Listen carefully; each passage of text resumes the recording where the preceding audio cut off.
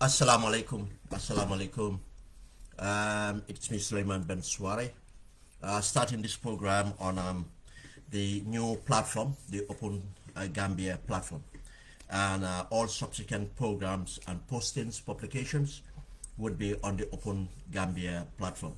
I would ask the listeners, the viewers, to follow the page, like the page, follow the page, to be in touch with our programming. And just a minute. Okay. Today this Friday, the last Friday before Tobaski tomorrow. We saying Juma Mubarak and wishing you all a happy Tobaski. Today is the 8th of July 2022, and the time's just gone 16 minutes past 6 in the afternoon in Birmingham, England. I'll appeal to you guys to please share, you the viewers. It's a new channel, it's a new platform, for you to please share this program so that we can get the viewers required to make the program more interesting.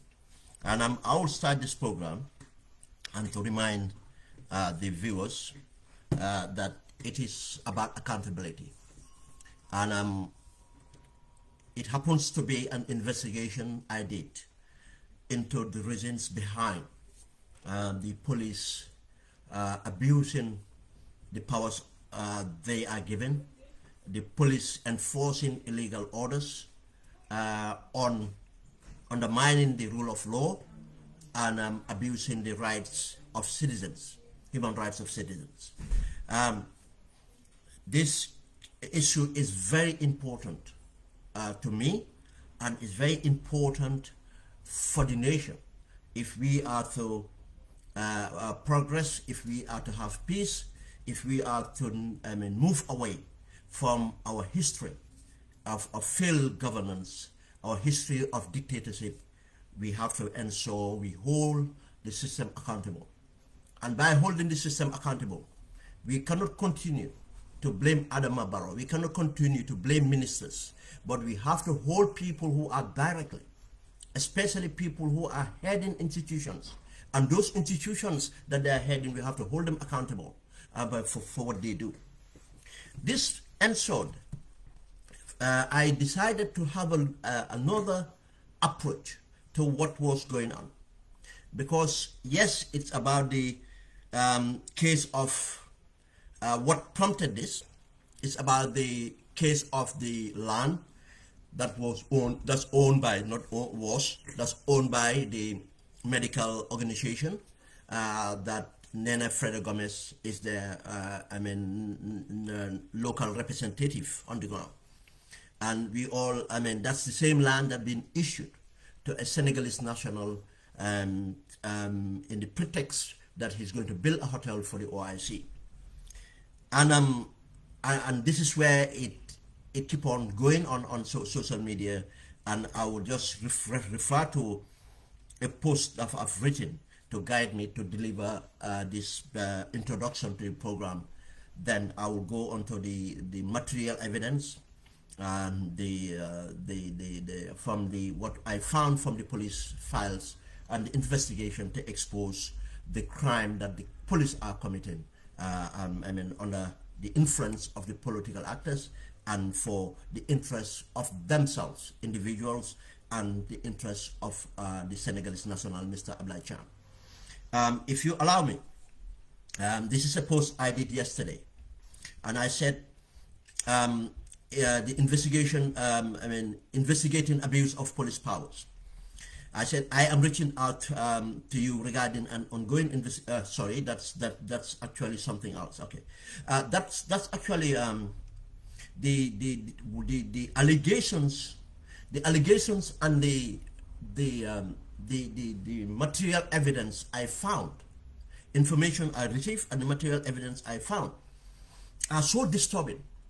I have done something I don't really do, because both people involved, the senior people in charge of this investigation, are people I know. people I have connection with, people I have spoke to before, people I had personal respect for. And when I saw this, I had to send a note to them last night, because everything was finalized last night, and send a note to the IGP of the police, Inspector General of Police, and to explain to him what I am about to do, what prompted me to do an investigation at what I found, and pointed to information and evidence, material evidence where I have access to. And the allegations are so damning that I would expect his reaction to these allegations. He have not responded to me. The second person too is Mr. Pa Ali Jawara. Pa Ali Jawara, again, is someone I'm connected to, someone I communicated to. I do communicate to at times when it's necessary. And he is the head of the Interpol. I had to do the same thing, to reach out to him and send him a note, clearly spelling out the reasons for contacting him and what I have come across and the allegations that are made.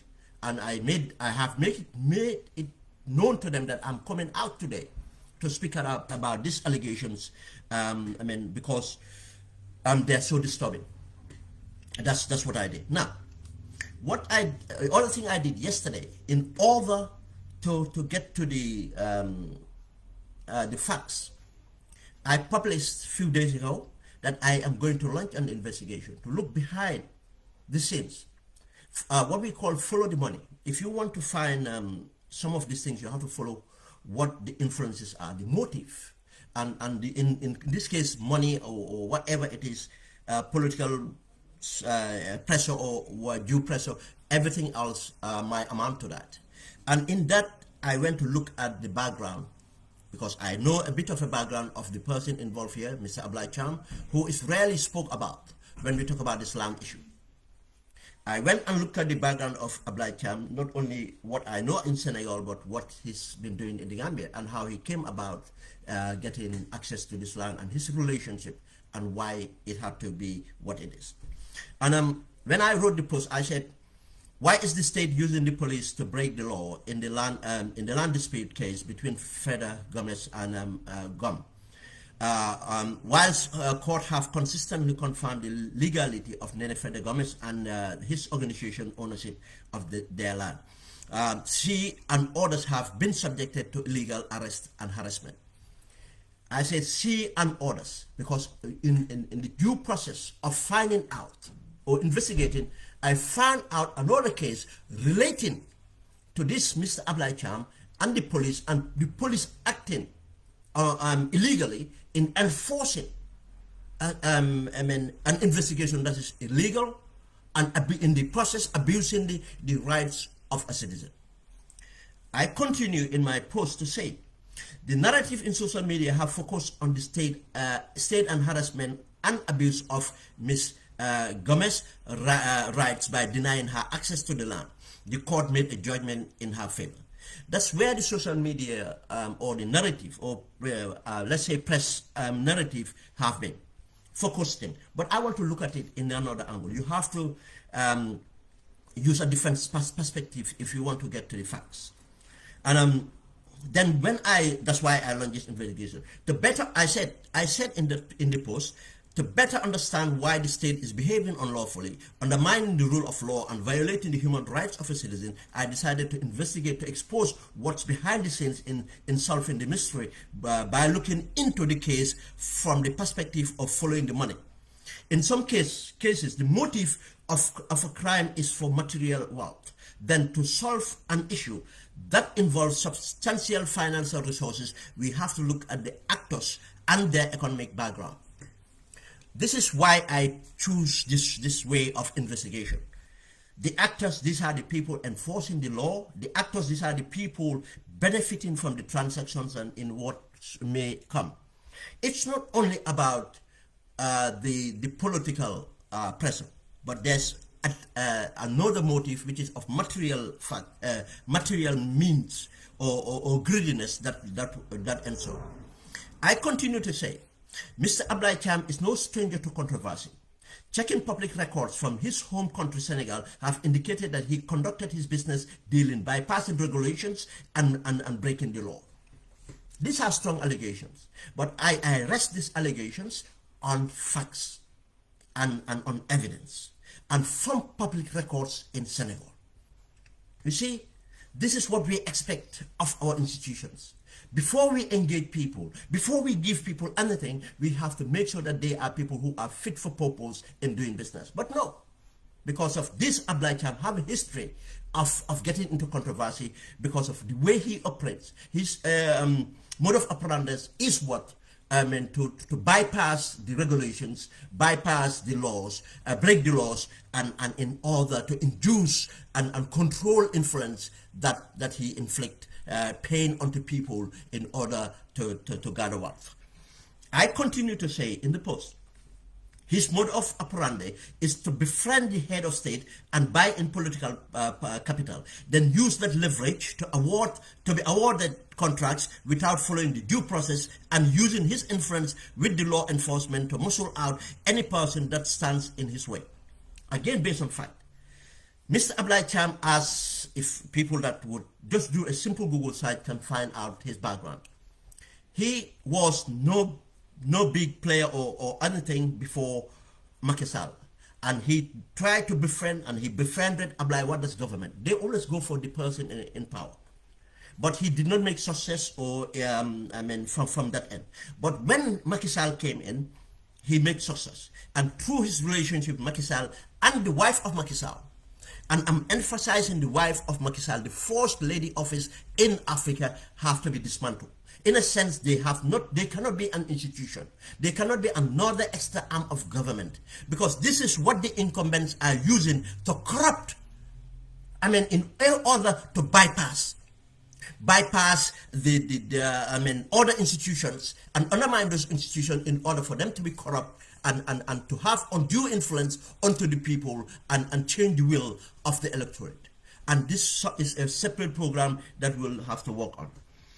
And I continue on that post. A simple Google search will expose most of Mr. Thiam unscrupulous business dealings from Senegal public records. The Senegalese public records discloses the relationship he built with former President Wade, who later he betrayed, to create a similar relationship with President Macky Sall.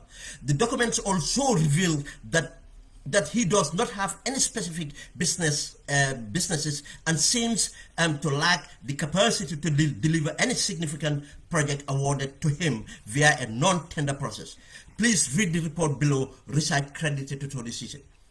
The research I have, in my position, I credit to someone I know from over 40 years ago, Mr. Tony Cisse, from the Gambia, and we live here in the UK, someone I work closely, someone I trust, and he do help to carry out some of this research. And from that research, I studied the research and come to this conclusion. And in the post, I have attached that research. But in a nutshell, to say that this Mr. Thiam have no specific, he tend to be an IT guy. He started that because that was what is available. And he was given a privilege wrongfully by bypassing, not tendering these projects and everything in Senegal. And he got these projects multi-million, and he failed to deliver. He was involved in some constructions. He failed to deliver from the foundation stone. After the foundation stone, nothing happened. He has no success in delivering any project that we know of. We have Googled him. The company that he presented in the Gambia is a new company that have no proven track record of doing anything absolute. Then it wonders, why give this person contracts? You see, that's why the investigation is important. And it's proven that he gets this because of, as I put it before, that mentioned before, that he have a strategy. He operates in a way of going to befriend the president and the wife of the presidents and so on. In the case of Gambia, from his relationship with Macky Sall, now he is alleging. It's not something I said. He's alleging, and people around him are confirming that he is a de facto representative of Macky Sall in the Gambia, doing business in the Gambia with Barrow. That's why it's very important for us to look at this. But in this nutshell too, he is very close to the First Lady, and some of the revelations we are going to talk about is involve the relationship that he built with the First Lady. And if you go through the link, you see the series of businesses that have been that have been mentioned above. And now that's the introduction of this program. I want to move on to notes based on the information I received. And again, as I said, that's why I operate the way I do. I believe there's a good in every institution.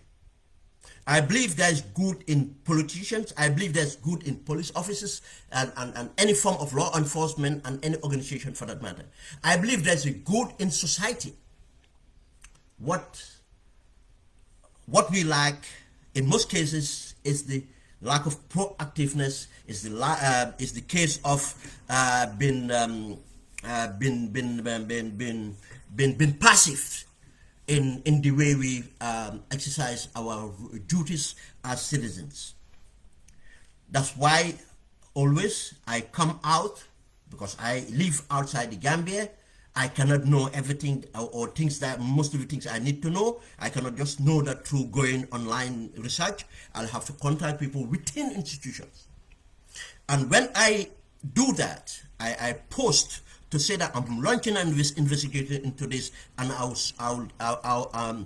asking for support in getting these informations, and always I have the information required, and always been proven to be reliable, because I am trained in way of verifications. I mean, to make sure these informations are collaborated or they are worth sharing to the public. And in this case, again, when I did within the police department itself, a very senior person who is not directly even linked to this investigation, decided to take it onto himself to get access to the case files and shared that information, which I have taken notes of, and I'm going to share with you. Why am I emphasizing on this? Is to show the example of why we need whistleblowers. This is no betrayal of the forces. This is to help to make sure we hold the force accountable, the police accountable, or institution accountable, in order to make them better. If we or people within the systems continue to ignore or to be passive of the wrongdoings, what will happen is we will lack the information, and when we lack the information, and this continue until it completely destabilizes our country. As we have seen the examples in America, we have seen the example in the United Kingdom. And just recently how a prime minister was removed by his own party, because they have finally come to realization that this is not sustainable, and if it continue, not only their personal interests will be harmed, but the greater good will be affected, and they have to do the right thing, and the right thing they did. Just as in the case of Trump too, when he was cornered, he all these and these are all officers and politicians who supported them, and knowing who the characters they are. But when it comes to the crunch, they think of themselves, they think of accountability, that they will hold accountable, and they will think of the because thinking of the consequences of the committing this crime. But again, this helped them to reflect on creating this greater good. This is what makes society progress. And in the case of Trump, we had everything that is happening, going through the congressional hearings today, and it was people within the conservative themselves that realized the crimes they were about to commit, and decided to go against Trump to avert what could have been a catastrophe for America. It have already tainted their democracy, but it could have been a constitutional crisis that could have an everlasting effect on their nation. But that's why we are encouraging the share of information. That's why we have this platform, Open Gambia, to open up Gambia, as an open society, as an information sharing society, to create a conducive environment where we engage in a dialogue in order to improve our nations. And this, we have to do it collectively. That this doesn't mean, and there's no difference between the diaspora or the people on the ground, not politicians or the people in institutions, not law enforcement officers or opposition or anything else. This is our Gambia, and our Gambia, we have to do things. And that's why I'm crediting this. And again, I appreciate the trust value put on this for that person to risk whatever he does to share with me the information he does, and all those people that do, I value them greatly for the duty they are doing to country and in supporting our platform and supporting me for able to deliberate on this. This officer explains through the case file, and I am not going to reveal the evidence. I have seen evidence, but this is, I'm going to just narrate the information, but I have evidence wherever it's necessary that evidence will be produced. And this evidence to this information is collaborated by different contacts that are credible and back up with the evidence, material evidence that we have. And something actually happened. Let's move to the new revelations that we found. That the police are in fact not only actively been influenced by the executive, that's from the president's office, the first lady for that matter, because the first lady is the closest to Mr. Ablai Cham, this businessman. And we have narratives of the kind of relationship they have close they are, that the first lady even called Mr. Ablai Cham daddy. He calls him daddy. That's how fond of each other they are. And Mr. Ablai Cham have in fact complained that the first lady is very crude in the manner she behaves, that would be begging for money every time and coming over even to his hotel room to beg for money or to meet up, trying to meet up with him in public areas to ask for money. This is a statement that collaborated that Mr. Ablai Cham have even made against the First Lady. But now, we find out that the police have actually constituted a different, are engaged in a different harassment to a private citizens. And in this harassment, it's because of a private matter, a civil matter, a private matter between Mr. Ablai Cham and a young lady that he had a relationship with. Again, I am not in the nature, because I don't want people to talk about my private life. I'm not in the nature of discussing people's private life. And in doing so, what I am doing, I am not going into any, I am aware of a lot of things that went between the Mr. Ablai Cham and this said young lady, whose name is Aisa Fati for the records. But that's not the interest here. The interest here is where the institution as the police have infringed the rights. The institution as the police have abused the mandate given to them, the powers given to them in and exercising an illegal directives from the executive and the First Lady, and empowering a businessman, and foreign doesn't even matter, whoever it is, towards a young person, and especially a lady. The important thing about this is the police, in a nutshell, what I find out, have represented what the NIA used to do under Yaya Jammeh. Now the NIA are not arresting, are not going after people in this manner, where anybody who have influence or have connections with Yaya Jammeh can report any citizen, and that citizen will be picked up and be maltreated, and his or her rights would be seized, and property might be lost, and they might suffer physical, emotional, harm. And this is what have transpired in my investigations here. Now, the police doesn't have powers to interfere any private matters, and if two people have any civil dispute, they have the courts to go to deal with this. But because of a relationship that broke down between two people, but again we have to look at the dynamics of the people involved here. This is a foreign businessman who is associated to a foreign head of state, and due to that he have a relationship with the present head of state of the Gambia and the wife of the head of state, now using influence of the executive in order to settle scores against a man who felt humiliated, a man who is jealous in a relationship that he was, and to punish a citizen, a woman in that country. If we allow these things to happen, I know there are a lot of things to happen, but if we continue to allow these abuses to happen, who will be next? That's what we should ask ourselves. Who would be next? It might be myself, might be you, might be anybody.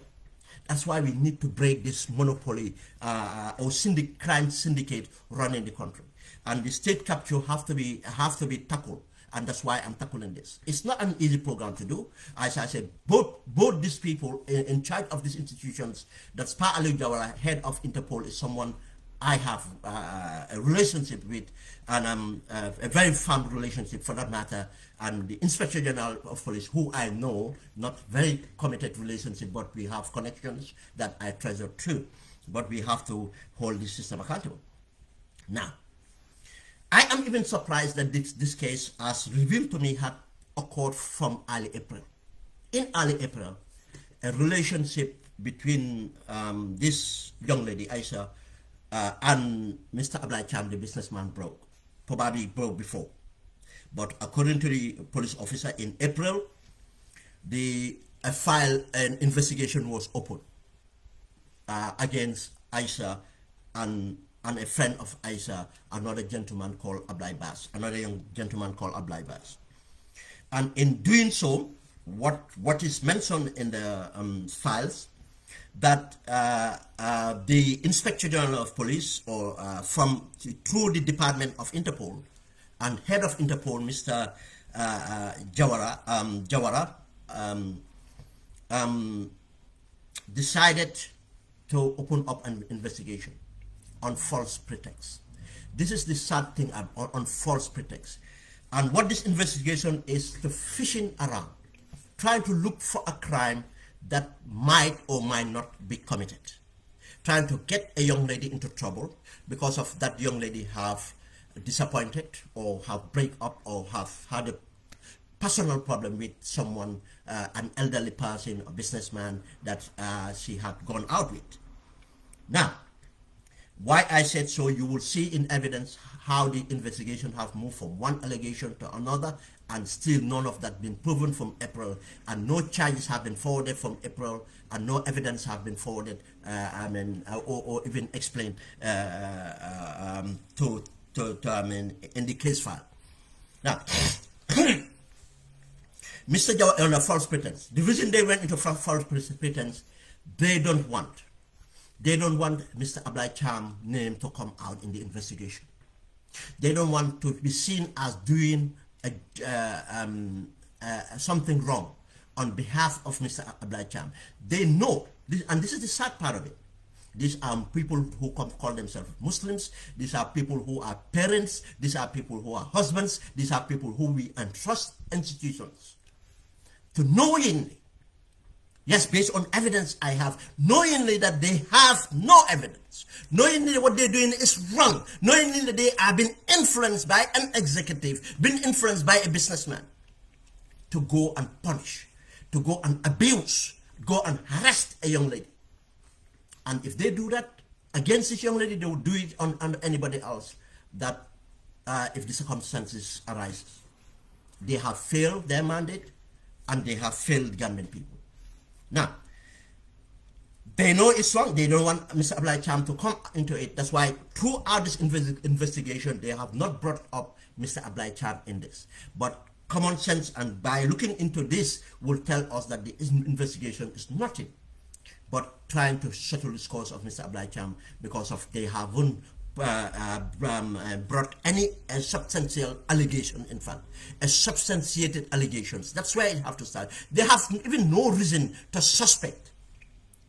to do this. And if the Interpol of the Gambia or the Gambia Police Force decided to say that when they see a citizen with material wealth, they have vehicles, they have compounds, they have to go and investigate them, fine. But let them start from where they meant to start. The police have their financial intelligence unit. What about all these corrupt politicians, all the so-called business people, some of these business people we see running around and next minute with everything else? Have we ever had them been investigated for their tax? Have we ever had them investigated for the proceeds of their crime? Even the case of Banta, the one we, impounded the 3 tons of cocaine. The wife is living freely in the Gambia and not been investigated. And all these politicians overnight that became multimillionaires have not been investigated by the police.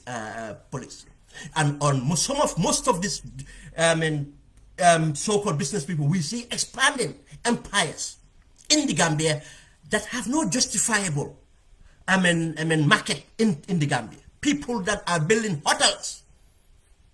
hotels from within a decade they own 10 hotels, 5 hotels. Where that market is, how can they generate that more income to do that? They will not do that. I am in the United Kingdom, and I tell you, I am aware. And if I can be aware of the crime syndicate in that country, from drug cartels of South America, from the Russian mafia, from the North Korean mafia on fraud and everything else, in money laundering, why the police did not know? Because those people are the state capture. Those people are the state capture. Those people are the one enabling through the mechanisms and to determine people elected in office. Now, why start with a young lady, Aisha Fati? Now let's look at this. The Interpol, through Pa Ali Jawara, the head, decided to send a message, according to these files, to Aisha, the victim. I call her the victim, first victim. And to say that they are investigating a particular vehicle with a particular registration number to be a stolen vehicle. And they went, he sent his agents, and the agents went and escorted in the pretext that invited Aisha, not an arrest, to the police station. Whilst at the police station, that invitation was changed to an arrest without any substantial allegations being made. Before a police officer arrests someone, there must be a reason to believe that the person has committed a crime, or the person is about to commission or commit a crime, or the person have taken part in a conspiracy to commit a crime, or about to take part in a conspiracy to commit a crime. This have not been proven in this case file. Also, now the other thing is they went into seeking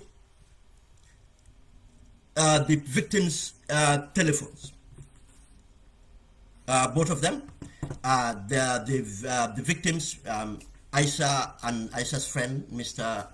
Ablai Bas, the young gentleman.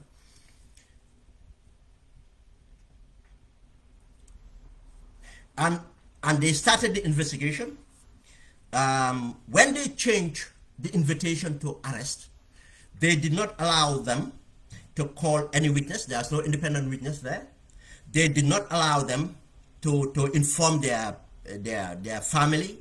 They did not allow them to inform a lawyer, or they have not even offered them the possibility of informing a lawyer. And when that happened,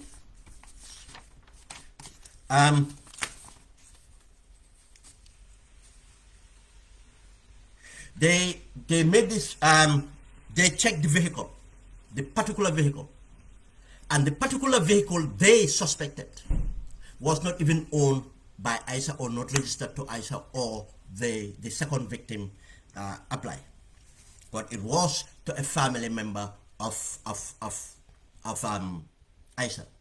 And that vehicle was found not to be stolen. Everything on the papers and necessary of the vehicle was legit.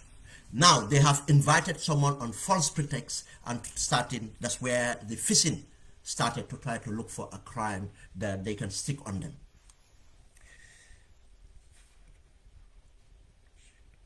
Now the allegations, Pa Aliu Jawara forwarded an allegations again, according to the notes of the investigation case file, asking the young lady if the young lady is associated with Nigerians, working with Nigerians in the in gold business and involved in money laundering, which obviously the lady have completely denied of even knowing any or having any association with any Nigerians for that matter. But where you cannot, again, this is something just shows you and prove that this is just fishing around. If a police officer invites you, the allegations have to be read to you that we invited you here, or we are arresting you for committing this crime or about to commit this crime and with this association.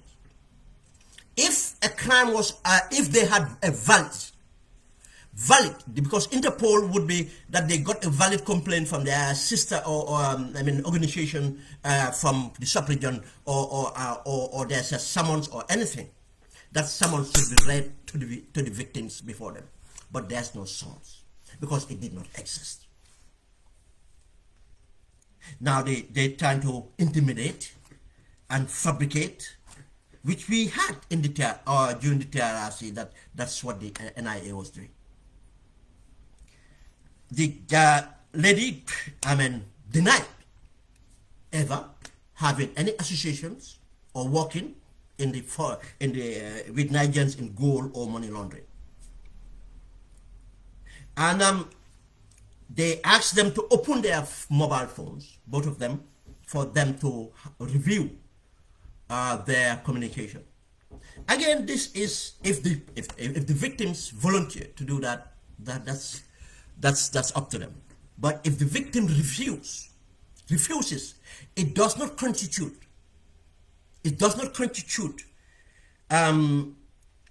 Not being cooperative, because there's a law that governs the revelations of evidence or acquiring evidence, or there's a law governing or the procedure of getting people's property in or confiscating citizens' property.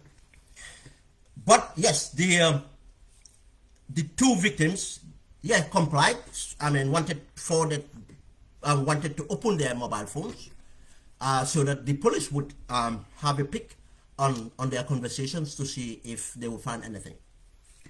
But abruptly, Mr. Pa Aliu Jawara ended the investigations and postponed the investigations for another day.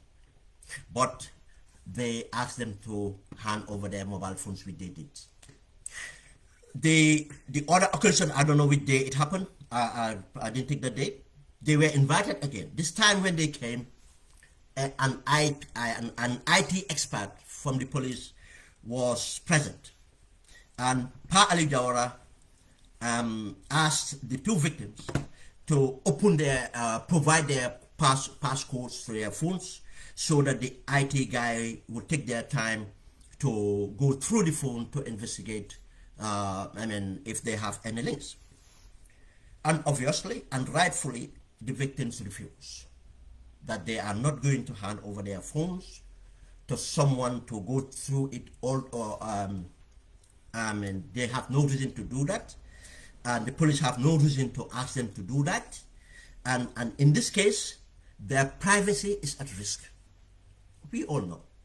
Just as I have access to the case file, if anything was lifted from that phone, I'll tell you, many people by now, it will go viral. They said no. This will compromise our privacy. And this is where intimidation started. Again, the police, if the police needed to do this, there's a procedure to follow, and the police know that there's a procedure to follow. The IGP is a lawyer, and Mr. Palu Jawara is an experienced police officer. He knows the rule, the procedures to follow, but they did not. Because to follow that procedure, they have to go through a judge to demand a summons that would make them able to seize or impound and make a search and to compel these witnesses to comply. But they knew that if they have to go through a judge or a magistrate to get this warrant, they will have to disclose a reasonable evidence to the judge or the magistrate for them to be allowed to do this, and they know that they don't have that evidence to do. And this continued, and in a nutshell, these two victims were detained in separate times that went on to about six days. Separate times, not continuous. Like 24 hours up to limitations, they are released and they were put on bail. Again, how can you put someone on bail you have not charged them on offense? Now, I want Gambians to think of this for themselves. If this happened to you, if this happened to your wife, your daughter, your sisters, what would you feel? What would you feel? They have not been charged of a crime. How can you put someone on a bail? And put a stiff bail condition from 1 million to 10 million. And they have not committed a crime. And there's no reason that they would need to flee. When they fail, when they fail to find that car stolen, they ask for 2 vehicles from ISA. These 2 vehicles, now that's where the question is. These 2 vehicles were gifted to ISA, allegedly, that's what ISA claimed, and that's what's on ISA document, by the businessman Ablai Cham, when they were in a relationship. And these vehicles were imported by Ablai Cham and gifted by Ablai Cham. Ablai Cham must have the proof of purchase and everything else. Now, if those vehicles were stolen, Ablai Cham should have been the person investigated, not the person, and the person who received. But Ablai Cham was not investigated. The person who received would not have received a stolen property if the property was not stolen. You see the deliberate, what I'm saying about the deliberate, and my disappointment in these 2 gentlemen. And the police, undermining the rule of law and harassing and abusing the human rights of a citizen. This is what we talked about in the TRRC, and this is what the police are doing right now. They asked for these 2 vehicles, and the lady provided the documents, original documents, which were photocopied by the Interpol.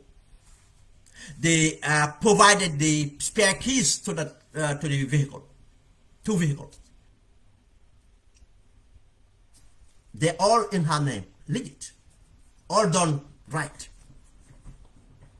Now, who ordered the vehicles? Why not investigate that person? No. Now they went on to say that those vehicles were stolen. If they were stolen, who stole the vehicles? Why not go for them? And the lady have said where she got the vehicles. But they are not touching that. Because, no, it's not about stealing a vehicle. It's about doing something for a jilted man. An older man who dated a younger person and now felt betrayed or felt abandoned and feel jealous and grieved or whatever it is, now is using that, just as now using the police in order to seize a property owned by someone else. You see, that's why I said this angle of the investigation is very important to expose this government for what they are. It moves on. It's not even gonna get better. Sorry, not better. It's getting ridiculous as we go in this investigation. They put these people on bail. They on bail conditions, very harsh bail conditions. They are stopping them from traveling, which might affect not only their freedom but might affect their income, their business, whatever they do. And the people, in fact, that bail them are under these people have to surrender travel documents and everything else. Why? To what crime? A crime has not been committed. They have not even alleged any substantiated crime. It went on. Then the investigation moved from the car that was gifted by Mr. Cham and impounded by the police now. They're trying to force the lady to surrender these vehicles. To who? Who is the rightful owner? Why is the police involved in this? The car are not, were not, and according to the senior police officer, he said that his sources within the investigation have said to him that even Pa Aliu Jawara knew that these vehicles were not stolen. And if they were stolen, again, as I said, my logic, that the person who stole it should have been arrested, not only the person who received it. The person who received it obviously should have to answer to the crime themselves, but it has not been proven. Then Pa Aliu Jawara knew and realized how ridiculous and how borderline or whatever it is. Now he is trying to excuse himself but push junior officers to move the investigations into another room.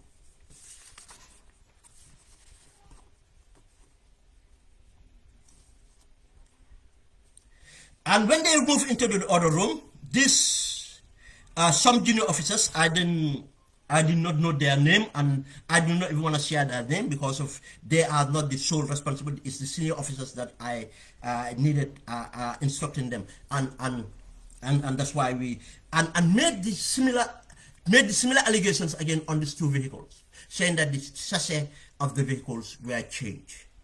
And again, if that is true, why they didn't go and arrest Mr. Chan? The vehicles did not find themselves in the hands of the young lady.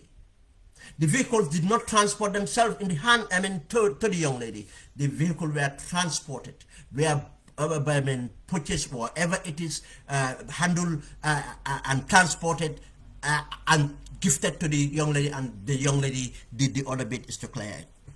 Now, if anything or anybody should be held responsible, should be Mr. Sham on this, and a lesser responsibility would be the person who received the stolen goods. Gambia, can we just digest that? Can we just digest that first before we move on to the other allegations? Now, they move away from that allegations. As I call it, move away, because they have not established anything.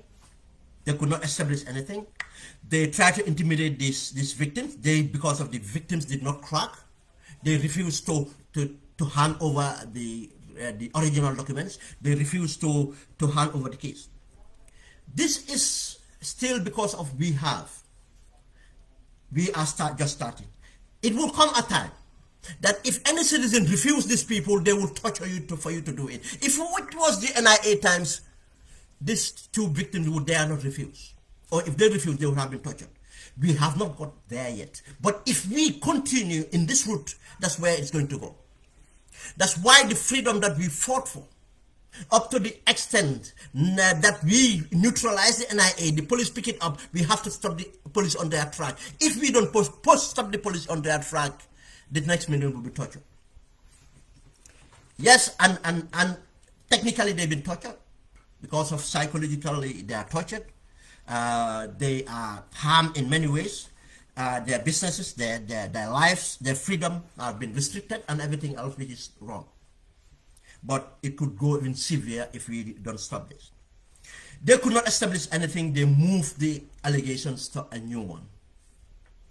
Now, the allegations moved to ask the young lady that if he takes any nude pictures of people, just see this. Just see this. How can you invite a citizen and you did not allege the citizen that you have taken the photos of this person and this person have laid a complaint on us. No. No. That should be the procedure. If you receive a complaint, you have to disclose the complaint to the person being accused. What we have in the Gambia is presume the innocence of a victim or of a person until found guilty. And in the investigation, that presumption of innocence have to be captured. That's why the police should operate independently, not to be interfered with. The police turned around to ask the lady if you got nudes of men that in your phone, and nudes of men in your phone or videos that you use to extort money from them. Did anyone complain about that? According to the file, I saw they have not put a complaint. There's no complaint. There's no summons on that. They are fishing around. Now, let's ask ourselves. Now, why would they do this? Now, the vehicles involved was owned by Mr. Ablai Cham Gifted. Did Mr. Ablai Cham believe, I'm not sure whether it exists or not, believe that there's a video that exists that he have been compromised or whatever? Now he's trying to get the police to extort this evidence, and that is even stupid. Because if any person have got evidence on anyone nowadays, they don't save it on their phone, they save it in the clouds. They save it in the clouds. Now, I am just asking the question here. Why did they bring about these allegations again? Or asking these questions? Because it's not even an allegation. They're asking a question. Why does this question come about? Are there any complaints? Who complained? Just shows you how ridiculous these things are going. The lady, of course, said, no, I don't do that. They did not ask it for a specific person or timeline or anything. She said she have not done that. Then Mr. Pa'alu Jawara played a video, what will be pornographic, we call it, on a laptop, and asked the lady if she was responsible for that. And according to the file from the senior police officer, he said that he saw the video, and the video is not of the lady, the video is not of Ablai Cham, and the video could be about any other people. And of course, the lady said, no, it's not me in there, it's not my video, and it did not come from my phone, because you still did not open my phone. How can you turn around to allege? I am disappointed in Palu and the police. Now they are fabricating evidence. Didn't we hear that in the TRRC? And we call ourselves Muslims. And some of us are fasting at this period, expecting the blessings of Allah to be on us, expecting the blessings of Allah to be on our lands. And we keep on wondering why we live in the environment we live in. Is it to call yourself a believer? Is it to call yourself a Christian or a Muslim? Now, this is a pure fabrication. That's what the senior police officer said to me. This is why he's angry. He said his institution has been undermined, and he is thinking of retirement. Going on an early retirement because it's not sustainable anymore. But he has to share in order to try to see what he can do while still within these services. He said that he is definitely sure that this allegation video was lifted somewhere else. And the common sense, as he said in the file, that the lady phone is still not been accessed. How did they then access this video? And again, because it was fabricated, I don't know what they're trying to gain from that. They moved away. Now they cannot establish that, because if they have established that, they would have been charged. Still, they have not been charged. That's a fabrication.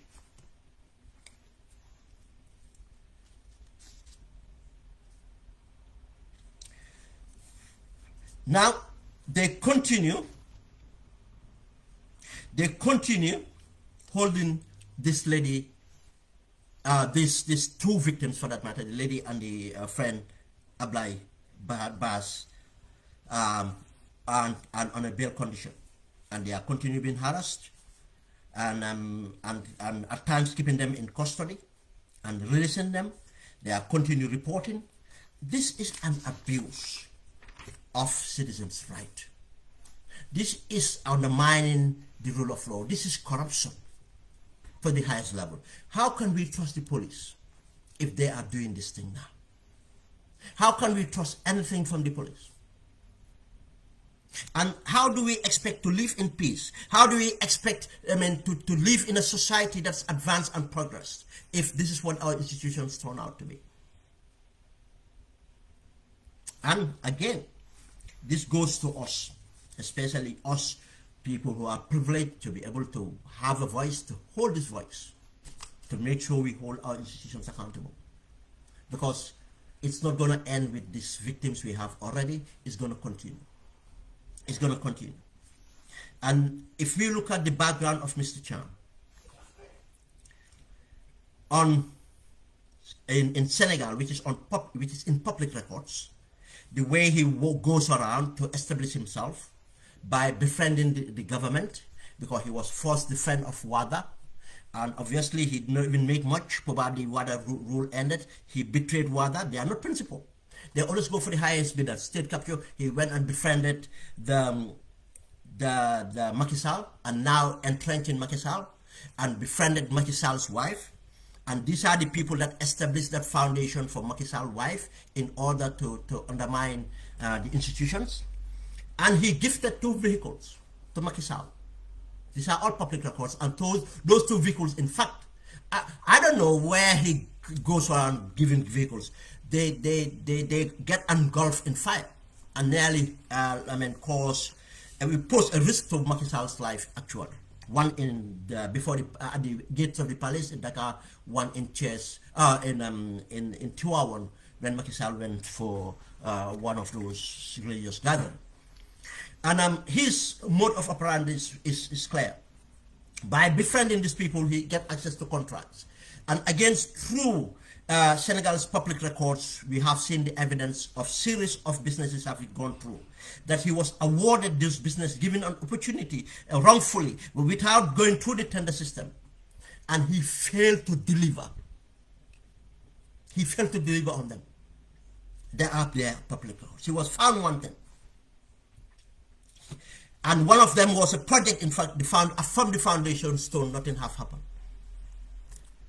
But he came to the Gambia through Macky Sall, friend of Macky Sall, and gifted 2 vehicles to Barrow, and probably God knows to how much. But we have this collaborated testimony from people too, that they know that he's even more closer to the First Lady.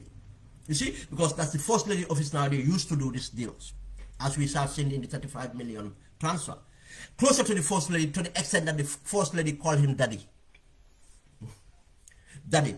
And he alleges that First Lady always begged for money and so on. And he alleged that he gave $1 million to Barrow for elections. He alleged that Macky Sall gave $5 million to Barrow for elections. Is it true? I don't know. But this too has been collaborated because of he talks a lot. He talks a lot, and he has been talking to a lot of people. Now, we established this as facts, that these vehicles are fact that he gifted, and we have seen now how he went about and to be given this land. And the land controversy, and now we can know the reasons then why the government is adamant that they have to take this land and doing everything illegal to seize this land. And this particular land, again, let's think about this. It was given for what? And the contract signed by government was for the OIC hotel. The OIC, if it's going to happen, is by December. That hotel that he claimed that he's going to build would take minimum of 5 years. If people don't understand the construction of that magnitude, I tell you, the feasibility of that happening is 0. He doesn't have the money. He have not having proven track record. The proven track record, we know that anything he starts, he doesn't finish, and it will end up into something else. It's a scam. And when he even was given the land, if he has started construction, that construction could have not been finished. Only ground preparation will take for a long time. Mobilization of funds did not happen. But how did someone like this get to the corridors of power? Should not have, if we do our due diligence in government. But no, we don't do due diligence. These are the characters we have parading themselves before the government claiming to be businessmen and investors. They are cowboy operators. And now, why then continue onto this? What would be the agreement now? The agreement was that the hotel was going to host the guests of the OIC and after be returned to the government. Now, it's not going to host anything. But why do they continue? Because of they have implicated themselves. And now it's up to Gambians. This is not a fight about Neneh, Gomes, and the company he represents. This is not about a fight about Aisha and Ablai and Ablai Cham. This is a fight for social justice. This is a fight to eradicate corruption. This is a fight to hold institutions accountable. This is a fight to avoid this continue repeating. This is a fight to hold this rot. If not, this will destabilize our country. And Gambia, we are not sitting on a safe plane. It's not sustainable. It's not sustainable. And if we understand the geopolitics realities right now, with what is happening in Nigeria and others, will be presented another program. Thank you very much, guys. I wanted this to be under 1 hour. It's just gone 5 minutes past the hour. Please, again, after the Tobaski, we'll come back, inshallah, to work on this platform we have now, Open Gambia. Please share, like, follow us, and we will present what the program stands for. We do a special program for that, for people to be aware what the program stands for and to move on from there. We are trying to do things effectively as possible in order to deliver what we are, our mandate, to our people. Yeah, thank you very much, and I wish you again, on myself, my family, and my colleagues behind this platform, very happy Tobaski, and my Jolas, Shereros, Sarahulis, and Kabunkas, to be careful of what they're going to do tomorrow, because we want them to be around for us to have this dialogue. Thank you very much, guys, and have a good evening. Jerry Indif.